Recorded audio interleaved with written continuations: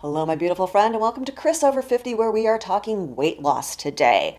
Let's face it, it is hard to lose weight after menopause. I feel like what I joked about for years, which was of the 10 pounds I wanted to lose last year, I only had 15 left to go. My weight hit an all-time high shortly after the COVID lockdown, and that's when I got really serious about losing weight. I hit a non-pregnancy high weight of 155 pounds, and I'm sharing my journey with you where I lost 35 pounds. I ended up losing 18 of my 35 pounds doing bright line eating. In this video, I'm going to share 4 things with you. What is the diet? Who I think it's good for, the pros and cons, and then not only my results, but the results of some of my friends. There are 4 bright lines that you don't cross when you're doing this eating plan. What is a bright line anyway? It's actually a concept that comes out of the legal world. A bright line is a well-defined rule that is completely unambiguous. The first one, not surprising, no sugar, no artificial sweeteners. And you know that sugar comes under lots of different names. Here are just a few of them. And yes, it means no added sugar of any kind. The good news is fruit is okay, and in fact, it's required. I have found when I have been having a lot of sweets in my diet that after about a day or 2 on bright line eating, those cravings go away. The second bright line is flour, and flour in all its forms. This is not about gluten. This is about our body's response to those carbohydrates. The third bright line is meals. You eat 3 meals per day, no snacking. And if you're used to kind of grazing throughout the day, it does take a day or 2 to get used to it, but your body soon adapts and those meals are delicious and abundant and you won't feel hungry in between. This is also really good for stabilizing your blood sugar. And the fourth bright line refers to quantities, and what this means is you weigh just about everything. I'm an engineer, I love to measure stuff, so weighing my food is not a problem for me. One piece of really good news, this eating program does not require any exercise. Of course, if you are already exercising, there is no need to stop. Breakfast has a serving of grain, of protein, and of fruit. My go-to is Zoe Greek yogurt. This is plain yogurt. Again, you've got to watch vanilla. Nope, that's right out. That's got added sugar. Bob's Red Mill Oat Bran. I measure out 1/4 cup and cook it in the microwave. Blueberries.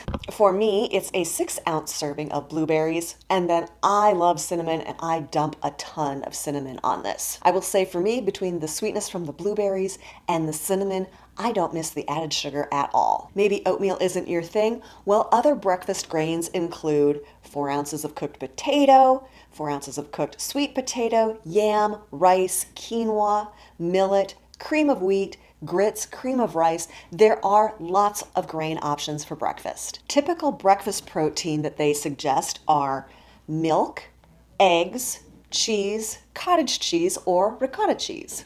All fresh fruit is fair game, and when in doubt, she recommends weighing it. So yes, this means pitting your cherries and then weighing out 6 ounces of cherries. If you're serious about weight loss, this will work. Let's move to lunch. For lunch, you get a serving of protein, vegetables, fruit, and fat. For women, you get 4 ounces of meat for a serving of protein, and that can be chicken, pork, beef, turkey, fish, or lamb. Like fruit, any fresh vegetables or frozen are a great option, are only frozen vegetables. For dinner, you get protein, vegetable, a salad, and fat. So the new one here is that salad, and it's going to be 8 ounces of salad. Do not try to make 8 ounces of salad that is just greens. Seriously, it would take you to the next morning to eat all of that. My salads typically end up being 1.5 ounces to 2 ounces of romaine or fresh spring greens, and then I top it with tomatoes, cucumber, shredded carrots, baby corn, anything to get me up to that 8 ounces of salad. My go-to fat serving for dinner is some of my homemade salad dressing. Who is this diet good for? In the Bright Line book, there is a susceptibility quiz. You get an answer from 1 to 10 on how susceptible you are. That is, susceptible to binging, to overeating, to sweets. Brightline Eating was based around the 12-step Overeaters Anonymous program. And so if you do find yourself very susceptible to that behavior, Brightline Eating is a really good way to get your body used to a healthy diet and making it easier to resist those cravings. I am very low on the susceptibility scale, but I have a good friend who scores quite highly, and she does find it very easy to adhere to this eating program. For me, one of the big pros that I like over especially doing keto is fruit, especially in the summertime when all those gorgeous fruits are available and abundant. I absolutely love having fresh fruit, and you get it at 2 meals. Fruit is also really good for helping with those sugar cravings. I like that there's variety, that I get a really wide choice of things to eat within those guidelines. Another pro for this is it makes it very easy to cook for your family. Oftentimes, I would cook an additional grain at dinner and just not have any myself, but let my family enjoy it. For me, the cons are if you get hungry, you just have to wait till your next meal. I did find myself drinking water and herbal tea to get through those times, and honestly, they didn't last long. If you're enjoying this content, will you please subscribe and ring that bell down below and give me a thumbs up? As I've mentioned, I've had a few friends who have also done this, and 2 of them lost 20 pounds in 2 months doing it.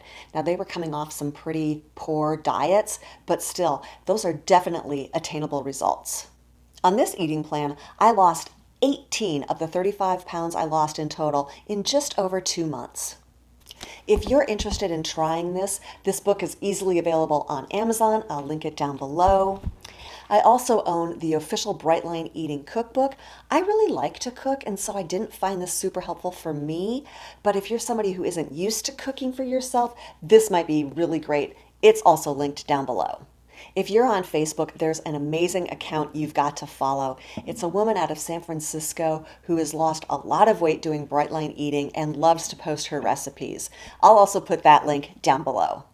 Thank you so much for joining me, and have a fantastic day.